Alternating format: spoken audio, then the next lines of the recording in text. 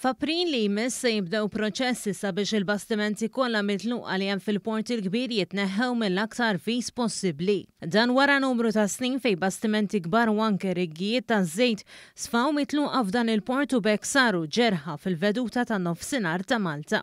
F'konferenza tal-aħbarijiet il-Ministru għall-Infrastruttura u Trasporti Imborġ spjega li dan it-tindif tal-port il-kbir se jkun nifs ġdid tar-residenti tal-Kottonera li ma' żmien bdew jaraw il-port uniku isir ċimiterju tal-bastimenti. Kien hemm numru ta' residenti u komunitajiet fil-Kottonera li bir-raġun kienu qed jilmentaw li kellek żewġ oil rigs li kienu ilhom hemmhekk wieqfa għal 3-4 snin.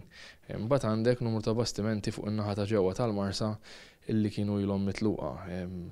Qed nitkellmu fuq madwar 10 bastimenti illi ammont sostanzjali minnhom diġà tneħħew wara li nġibdet l-attenzjoni se niżguraw li dak li għandu jitneħħa. Huwa qal li bit-tneħħija ta' dawn il-bastimenti se jkun hemm aktar spazju biex jidħlu aktar bastimenti li jkontribwixxu fl-ekonomija Maltija u joħolqu aktar impjiegi. Il-Ministru fakkar fil-proġett ta' Ship to Shore fejn il-vapuri jitqabdu ma' sistema tal-elettriku u jitfu kompletament il-magni meta jankraw mal-port.